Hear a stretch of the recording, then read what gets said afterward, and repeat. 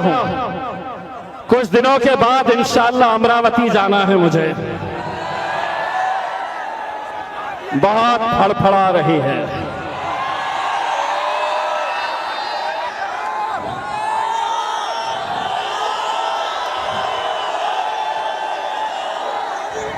वो तो उसकी किस्मत थी कि आखिरी दिन था, मेरी फ्लाइट थी। मेरी फ्लाइट होने की वजह से मैं चला गया था और हमारे जाने के बाद उसने असद साहब से ये कहा, असद साहब का भाषण सुनिए, असद साहब की तकरीर सुनिए। असद साहब ने अपनी तकरीर के अंदर ये कहा कि हम भगवान राम का आदर करते हैं, लेकिन हम नथु राम का आदर नहीं करते।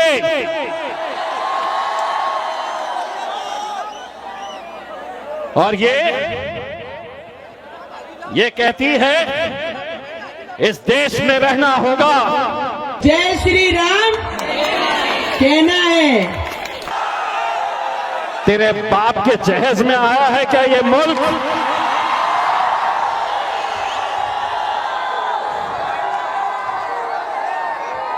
एक तो हम हल्के लोगों के मुंह लगते नहीं है। अच्छा, बरेचसे लोक आहे जीतो भाऊ ओबीसी वाला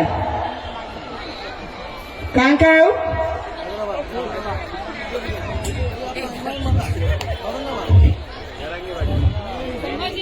संभाजीनगर नावालाही दाग लावला त्यांनी।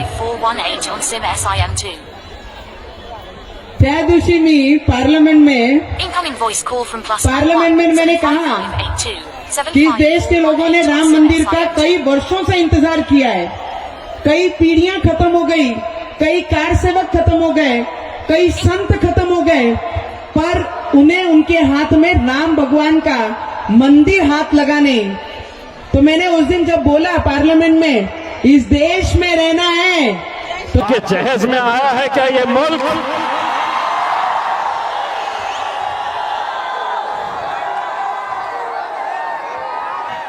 तो मैं कांग्रेस या एनसीपी का वो गुलाम मुसलमान नेता नहीं हूं। सूद के साथ लौटाऊंगा और यहां पे नहीं, तेरे घर के अमरावती में आकर तुझे चुनौती दे रहा हूं। काय नाव आहे त्याचं?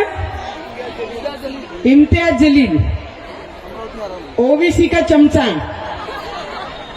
क्या बोलता है? अमरावती आएंगे बोले नवनीत राणा को गिराने। अरे तेरे जैसे कितने आए कितने गए।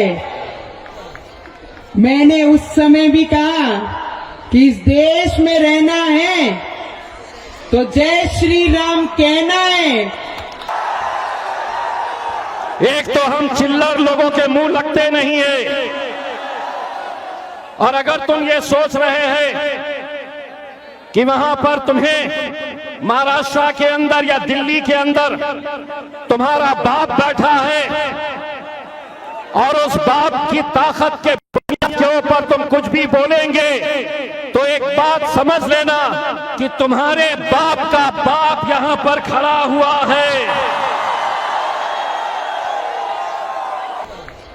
मैंने उस समय भी कहा कि इस देश में रहना है तो जय श्री राम कहना है। अरे तेरे में अगर दम है तो अमरावती आके लड़ और तू गिरा के दिखा। अगर नहीं लड़ा तो तेरे संभाजी में देखूंगी इस बार तू कैसे चुन के आता है। चम्मच ये चम्मच ही रहेगा और संभाजी नगर के लोग इस बार हमारे संभाजी महाराज को दाग लगने नहीं देंगे। अच्छी तरह मीडिया वालों, कल चलाना, महिला है तो इज्जत कर रहा हूं, महिला है मैं इज्जत कर रहा हूं, लेकिन अगर ये वही है ना जो अपना घर छोड़कर सड़क के ऊपर ढोल बजाने के लिए चली थी,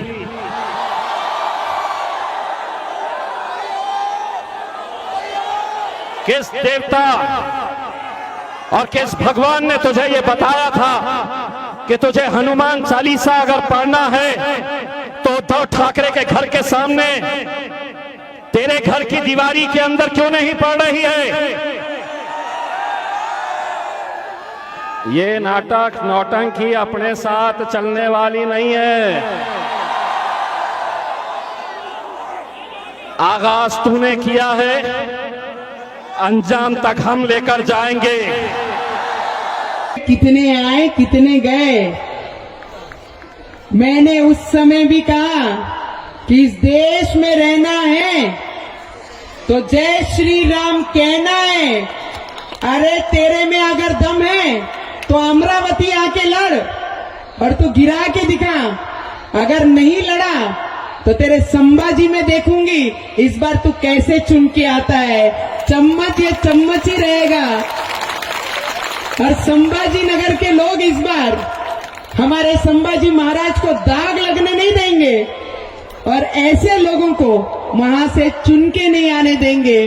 और ओवैसी जी को क्या, इस देश में जब मैं खड़ी हूं, मेरे विचारधारा मेरे साथ है। तो तुम जैसे कितने 56 आए और 56 गए। नवनीत राणा महिला है, जब पदर खोस के खड़ी है ना मैदान में, तेरे जैसे आंटू पिलांटू को डरने वाली नहीं है।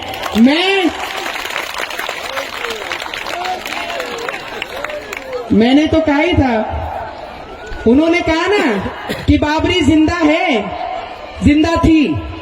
मैं उनको एक ही बोलती हूँ, राम भगवान जी का मंदिर जिंदा था, है और रहेगा। और इस पाप का नाम लेते वक्त सोच लेना कि किससे पंगा ले रही है करके।